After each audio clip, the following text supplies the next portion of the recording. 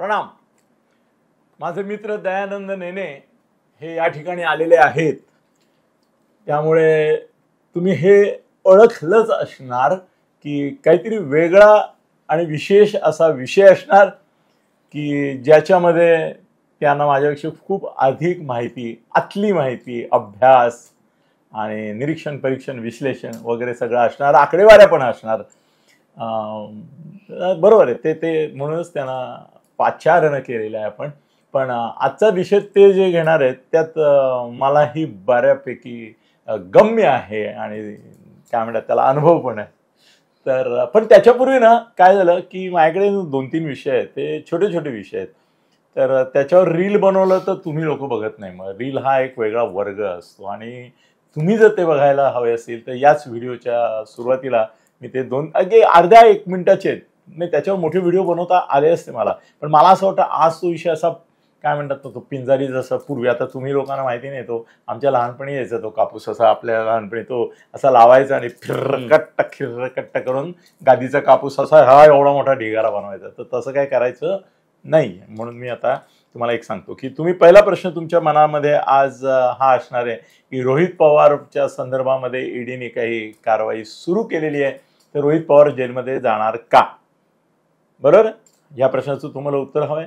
तर मी ठामपणाने तुम्हाला उत्तर देतो, 101% सांगतो, रोहित पवार कोणत्याही परिस्थितीमध्ये जेलमध्ये जाणार नाही नाही नाही.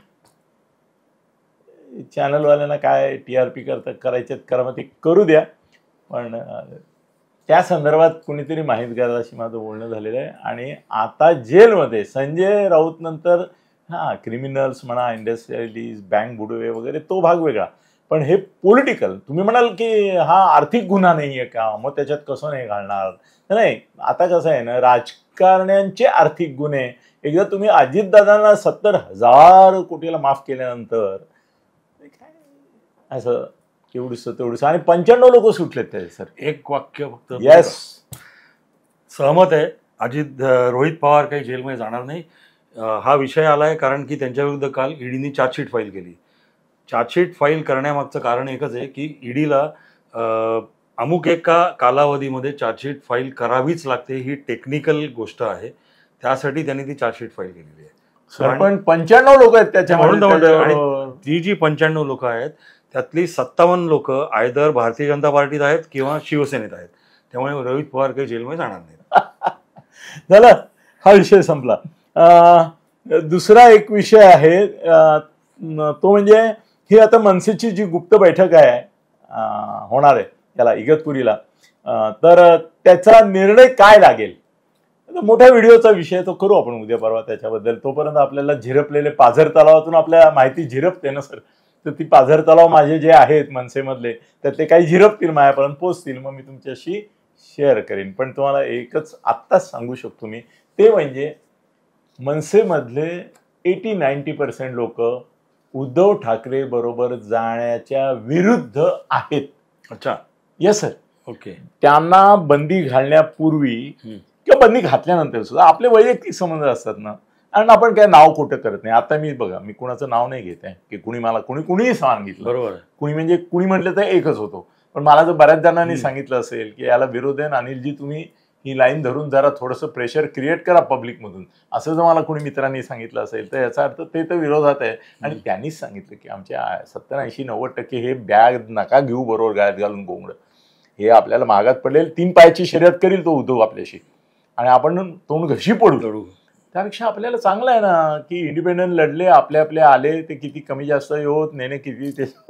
सर तुमच्या त्या हेरी मनसेमध्ये फार चलबिचल झाली, अस्वस्थता आली. 10 दिलेत त्यांना. ते त्यांची अपेक्षा 25-50 असते ना. आता काय बोलायचं, जाऊ दे, तो विषय सोडा. तुम्ही तर 7 ते 10 दिले. मग तर ते माझ्याशी बोलतात ते सगळे. तर त्यांच्यापैकी बहुतेकांनी सांगितलं आमच्यापैकी कुणालाही इच्छा नाही आहे. हे कसं आहे, त्या एका असं वाऱ्यावरची वरात आहे सगळी.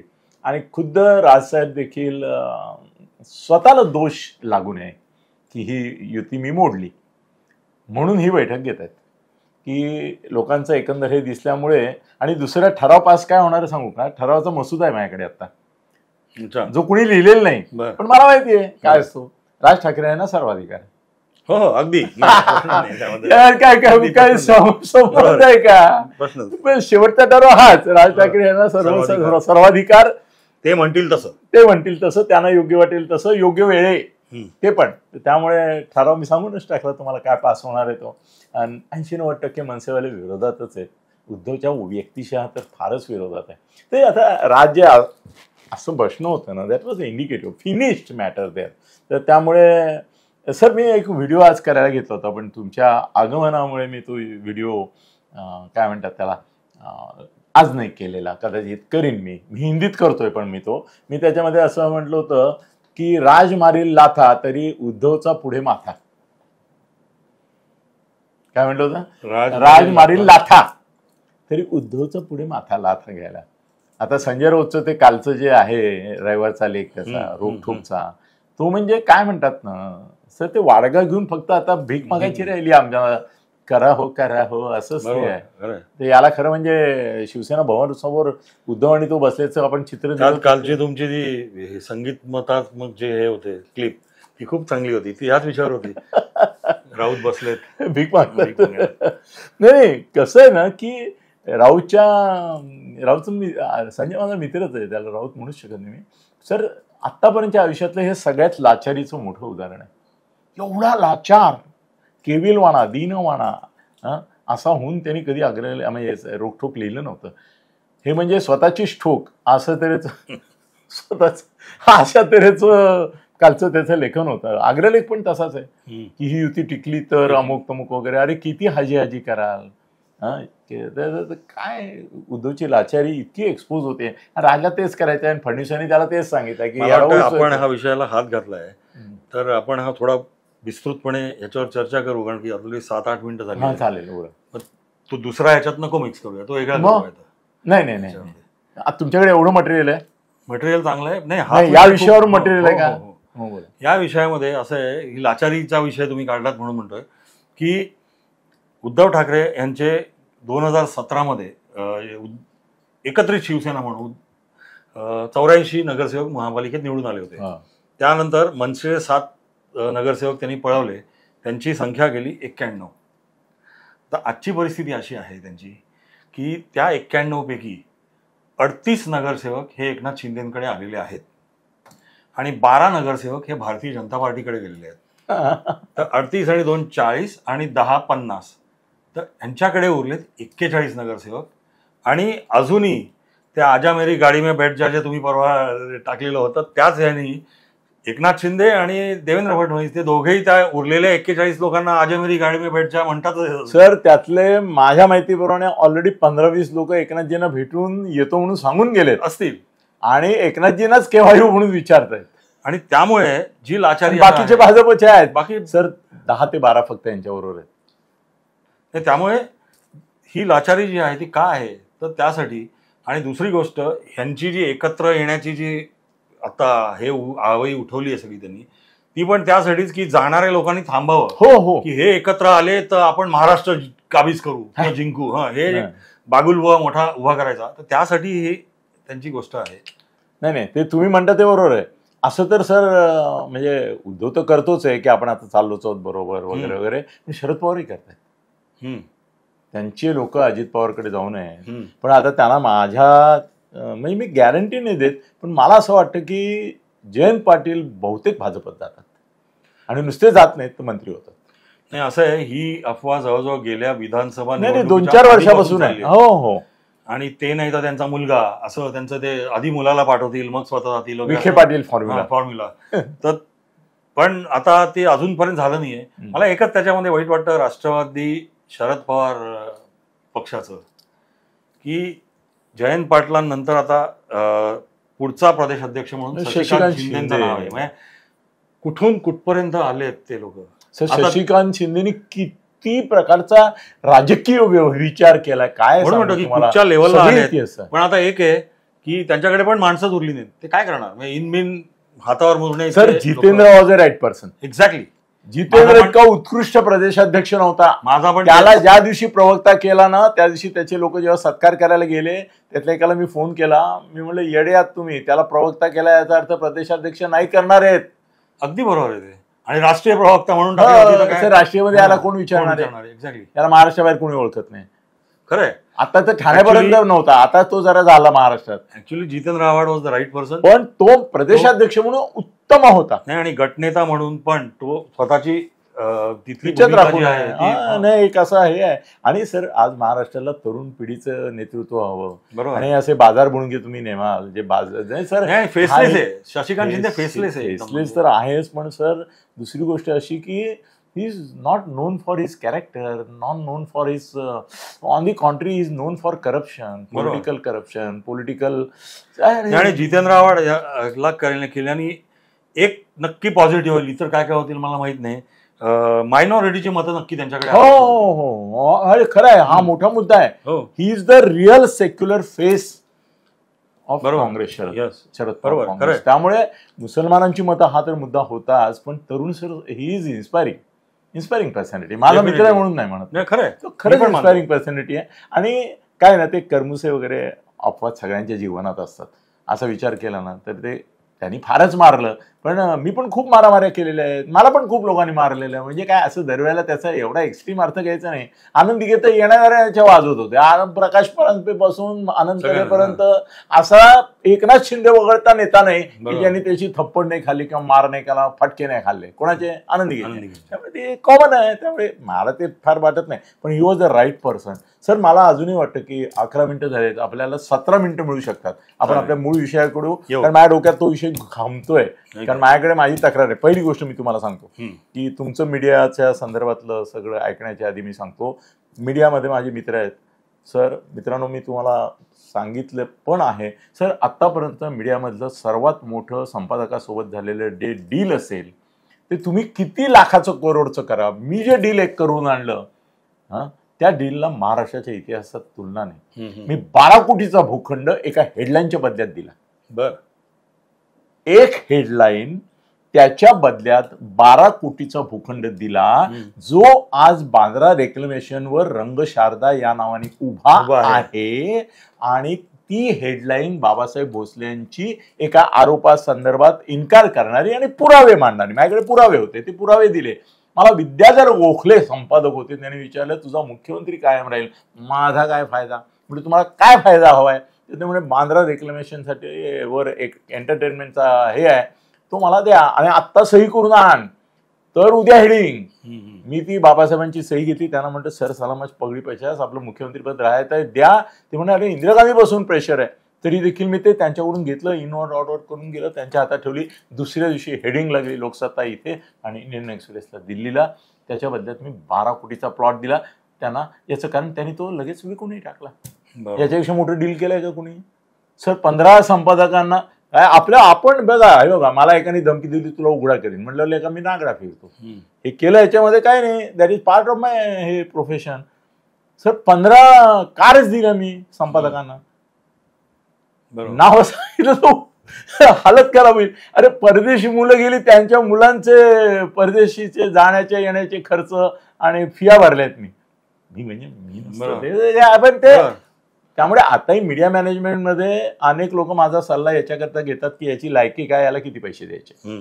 पण कुणी जाऊन काय सांगतो, अरे ज्याचे 3,500 कॉपी छापल्या जात नाही तो सांगतो माझी 50,000 आहे, 1,00,000 आहे, असं पण सांगतात. आणि राजकीय नेत्यांना कळत नाही ना.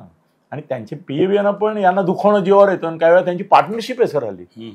तुम्हाला धक्कादायक गोष्ट सांगतो, हल्ली पीए ज्या वेळेला साहेबांचे पैसे देतात त्याच्यामध्ये 25% स्वतःकरता ठेवतात आणि 75% संपादकांना देतात. म्हणजे अरे काय धमाल आहे सगळी. तर जाऊ दे. तर चॅनल आणि पेपर याच्यामध्ये कोण किती खातो, कसे खातो, काय खातो, किती खातो, याचं मी म्हणजे शब्दकोश म्हणजे काय कोश म्हणतात तसं ज्ञानकोश आहे. तर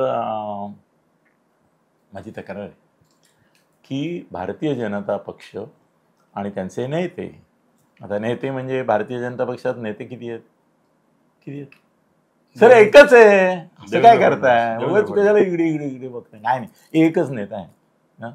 ती जी मीडिया मॅनेजमेंट करतात ती मीडिया मॅनेजमेंट दुर्दैवाने हा आरोप अजितदादा आणि एकनाथ शिंदे गटाचा आहे असं म्हणतो. त्या व्यक्तीचा आहे असं मी म्हणत नाही, पण गटाचा आहे की ते त्यांच्यापुरती मॅनेजमेंट करतात. ते भाजपची पण 30% करतात, 70% स्वतःची करतात मीडिया मॅनेजमेंट. पैसे द्यावेच लागतात ना, त्याच्याशिवाय काय होतच नाही, ते देतातच, द्यावेच लागतात.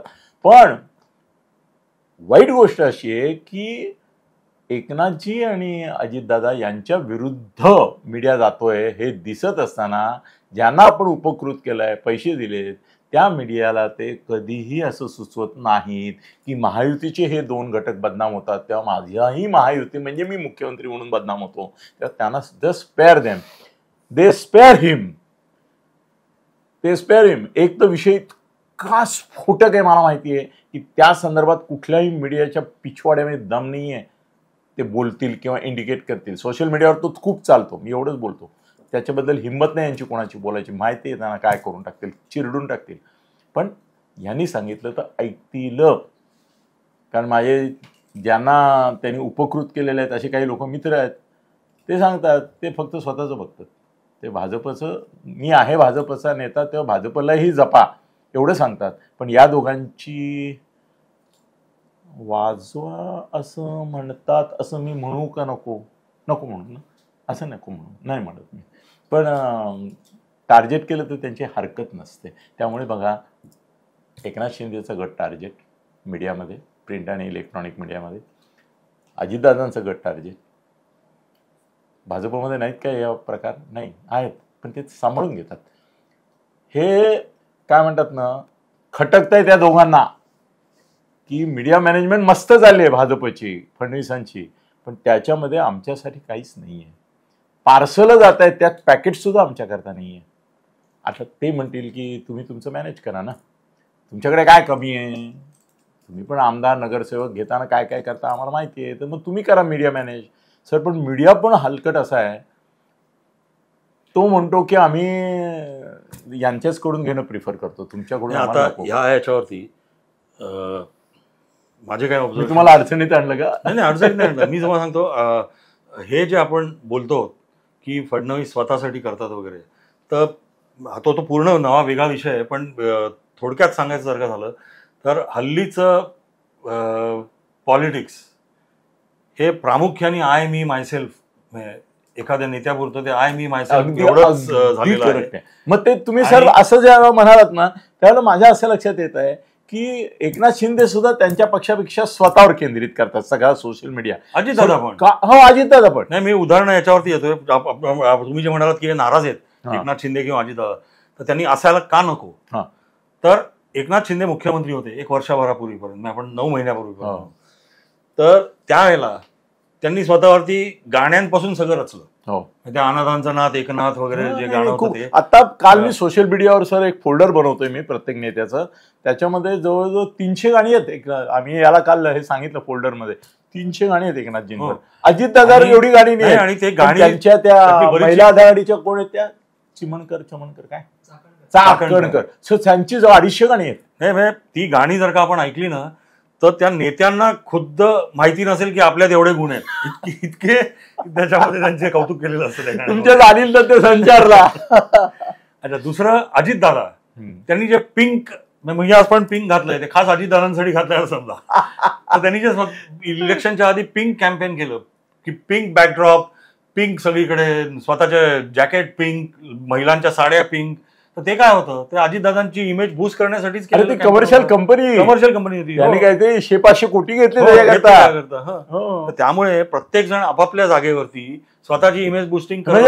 You don't want to blame Fadnavis totally. No, because I will give an example की 2015 साली मोदी साहेबांनी नमो ऍप चालू केलं. ते काय आहे, मी 2015 पासून गेली 11 वर्ष नमो ऍप मध्ये मी डाउनलोड केलंय, मी त्यामध्ये पार्टिसिपेट करतोय सगळ्याच्यामध्ये. It is only about Narendra Modi, nothing else. So I should not blame Fadnavis. So why should you blame anybody else? Okay. आणि आपण जे म्हणतो की it leaks from the top, असं मी म्हणतो की it begins from the top, पण it leaks from the top. Begins from the top कधी चांगली गोष्ट असेल त्यावेळेला, लीक्स फ्रॉम द टॉप कधी वाईट गोष्ट असेल त्यावेळेला. तर this is leaking from the top, right from. आणि मोदी काय म्हणतील, इंदिरा गांधींनी काय केलेलं, राजीव गांधींनी काय केलेलं, सो आज राहुल गांधी काय करतोय. हो, त्यामुळे असं तर गंमत अशी सर, पैसे न देता ज्याची मीडिया मॅनेजमेंट होते असं कोण सांगूच एक माणूस. मला माहिती आहे. असं कोणाला मदत करणं वगैरे सोडा, पण ज्याची मीडिया मॅनेजमेंट पैसे न देता होती असा महाराष्ट्रात एकच माणूस आहे आणि तो म्हणजे राज ठाकरे. नाही खरंच नाही पैसे. नाही नाही नाही युअर इन्फॉर्मेशन इज अलग.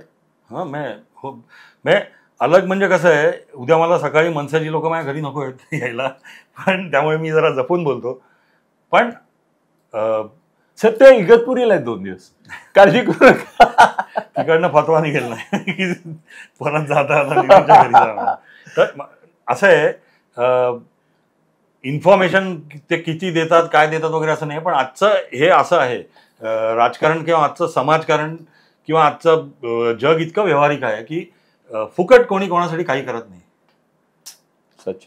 त्यामुळे राजसाहेबांसाठी काही ना काही त्यांना त्यांच्याकडनं फायदा होत असेल, तो काय मला टीआरपी पण मिळू शकतो. नाही, टीआरपी हा एक झाला तर मीडिया यांच्यासाठी, पण अगदीच त्यांना काही मिळत नाही असं मला वाटत नाही.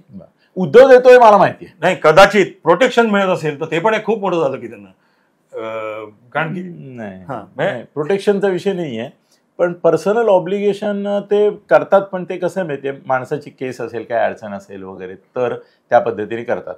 म्हणजे मी नेहमी सांगतो की माझा एक मित्र हिंदुजाला ॲडमिट झाला आणि ही वॉज व्हेरी सिरियस, तर ही निडेड सम मनी. तर मी संजयला सांगितलं, तर तो म्हणाला की 5 मिनिटं थांब.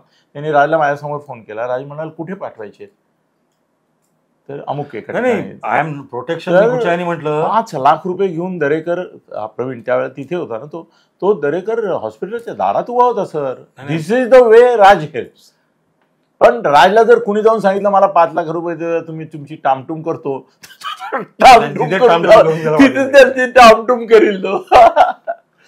नाही, माझं काय म्हणणं आहे की प्रत्येक राजकीय पक्षाचं हा एक अलिखित नियम झालाय की तुम्हाला दिल्याशिवाय मीडिया तुमच्यासाठी काही करत नाही. त्या अनुषंगाने मी गुपित सांगून टाकतो, गुपित लीक करून टाकतो. एक उलट मी हे वेगळं म्हणेन की उद्धव ठाकरे देत नसतील, कारण की त्यांना फक्त इन्कमिंग प्रिय आहे. ते लेना बँक आहे, देना बँक नाही. सर, मिलिंद नार्वेकर त्यांच्याकरता करतो हे मला माहिती आहे.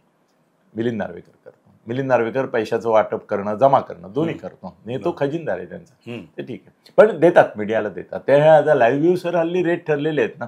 आपण असं म्हणायचं असतं एखादा अपवाद वगळता, कारण मग नाहीतरी खटला होईल आपल्यावर.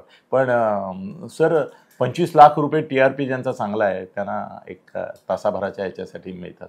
25-50 लाख मिळतात. बाकीच्यांना 10 लाख 5 लाख तर आहेतच. ते लाईव्ह म्हणजे गमत आहे. लोकांना असं वाटतं काय लाईव्ह दाखवतात वगैरे.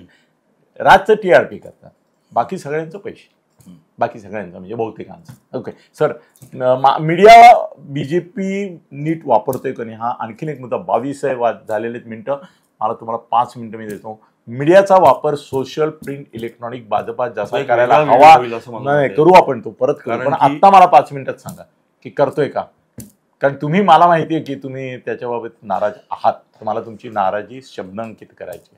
सांगा, 5 मिनिटं देतो तुम्हाला. भारतीय जनता पार्टीची मीडिया सेल मला वाटतं देशामधली सगळ्यात मोठी मीडिया सेल असेल कुठच्याही राजकीय पक्षाची. तिच्या इतकी ऑर्गनाइज्ड आणि मी तर म्हणतो it is like a war machine. कायम युद्ध सदृश भूमिका तिथे दाखवली जाते आणि युद्धासाठी तयार राहा अशा दृष्टीने ते राहतात. आणि ह्याला इतिहास आहे ऍक्च्युली. भारतीय जाती कशी आली, काय आली ते विस्तृतपणे एका शब्दात उद्या करू ना, सांगता येणार नाही. पण 2 गोष्टी त्यांच्याबद्दल बोलल्या जातात ज्या दोन्ही खऱ्या आहेत.